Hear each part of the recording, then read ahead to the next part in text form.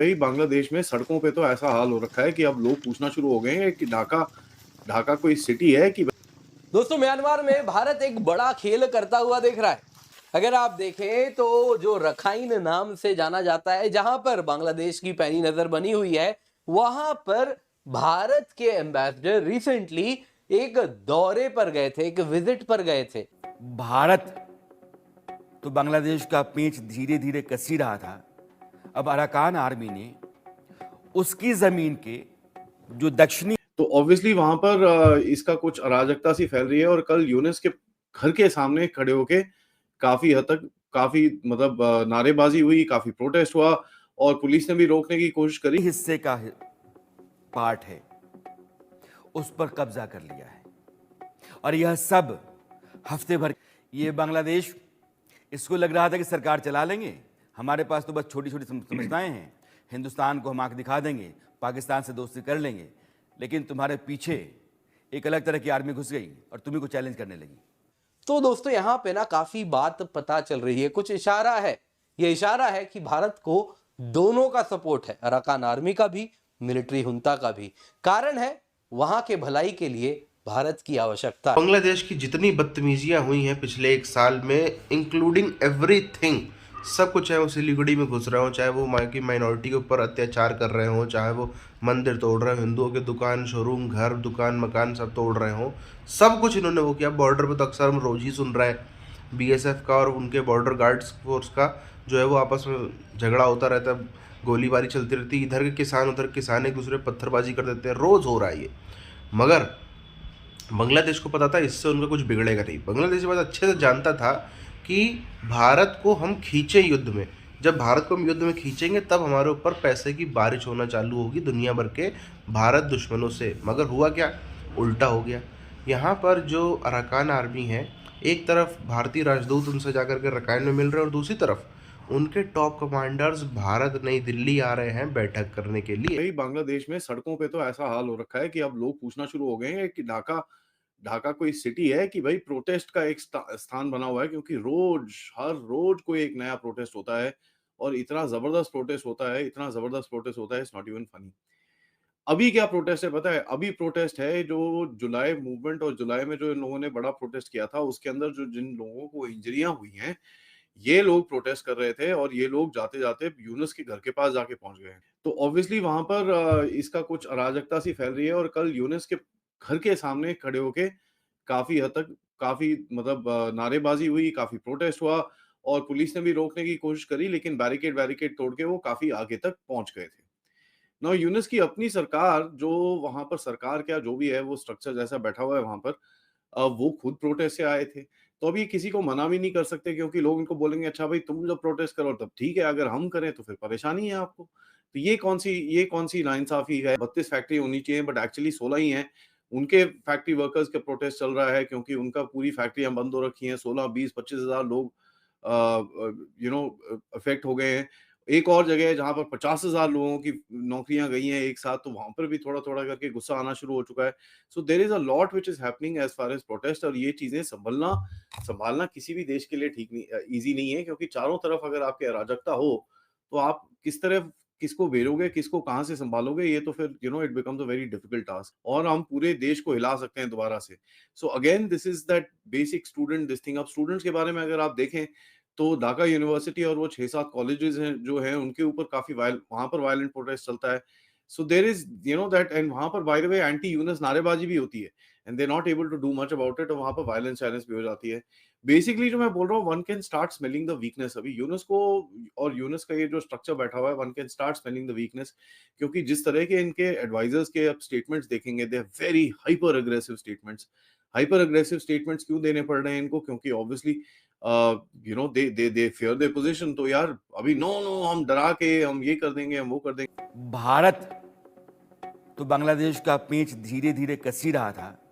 अब Arakan army ने उसकी जमीन के जो दक्षिणी हिस्से का पार्ट है, उस पर कब्जा कर लिया है और यह सब हफ्ते भर के भीतर हुआ है। अगर रिपोर्ट्स की माने तो अराकान आर्मी में बड़े वॉल पे चल रहे हैं, क्योंकि वहाँ से बहुत सारी चीज़ें आपको दिखानी है, तो बांग्लादेश की सीमा तक आ गई है और उसने कुछ इलाकों पर कब्जा कर लिया है कि बांग्लादेश के साथ लगने वाली सीमा पर जिहादी और चरमपंथी गुट बौद्धों और हिंदुओं पर अत्याचार कर रहे हैं। नंबर 1।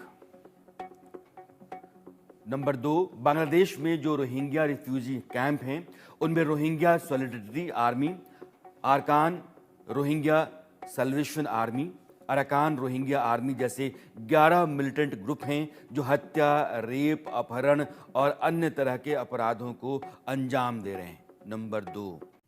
दोस्तों, म्यांमार में भारत एक बड़ा खेल करता हुआ दिख रहा है। अगर आप देखें तो जो रखाइन नाम से जाना जाता है, जहां पर बांग्लादेश की पैनी नजर बनी हुई है, वहां पर भारत के एम्बेसडर रिसेंटली एक दौरे पर गए थे, एक विजिट पर गए थे। दोस्तों, ये न्यूज अगर आप देखें तो वैसे किसी भी अखबार में कवर नहीं किया है, लेकिन अगर आप भारतीय एम्बेसी के इस प्रेस रिलीज को पढ़ें तो वो ये क्लियरली बात बता रही कि भारत के एम्बेसडर सितवे पोर्ट 16-17 जनवरी 2025 में गए हैं। एम्बेसडर अभय ठाकुर जी की यहाँ बात हो रही है कि एक तरफ तो आप देखें, हमें मालूम ही है, न्यूज आपने पढ़ा होगा, अराकान आर्मी रखाइन के कंट्रोल में है। मिलिट्री हुंता या फिर जो करंट रूलिंग सरकार है उनका वहां पे कंट्रोल नहीं है, टेंशंस है। कहीं ना कहीं म्यांमार की अराकान आर्मी जिस प्रकार से बांग्लादेश के साथ बॉर्डर पे भी कंट्रोल बना लिया, आपको याद ही होगा, हमने कवर किया था बहुत ज्यादा डिटेल में कि कैसे यहाँ पे टेकनाफ है और टेकनाफ बांग्लादेश में आता है, लेकिन वहां पे जो फेरी रूट्स हैं वो सब रोक दिए गए हैं। तो दोस्तों, यहाँ पे ना काफी बात पता चल रही है, कुछ इशारा है। ये इशारा है कि भारत को दोनों का सपोर्ट है, अराकान आर्मी का भी, मिलिट्री हुंता का भी। कारण है वहां के भलाई के लिए भारत की आवश्यकता है। यही नहीं, आगे वो कहता है कि जिहादी गुटों का अलकायदा और जमात इस्लामी के साथ मिली भगत है। जो अराकान आर्मी है वो दरअसल आज की तारीख में बांग्लादेश की सरकार के लिए बड़ी मुसीबत हो गई है। ये आर्मी क्या है? बांग्लादेश में म्यांमार से जो रोहिंग्या भागे, हमने की तारीख में वो 10 लाख के आसपास हैं और उन रोहिंग्याज में से कुछ को तैयार करके भेजा जाता है म्यांमार ताकि वो अराकान आर्मी से लड़ें। म्यांमार के भीतर बहुत सारे गुट हैं जो एक दूसरे के खिलाफ लड़ते हैं और वहाँ की सेना के खिलाफ। आपको पता हो कि 2021 में ऑंग सान सू की जो सरकार थी, उस सरकार का तख्ता वहाँ की सेना ने पलट दिया और वहाँ अब सैन्य सरकार चलती है।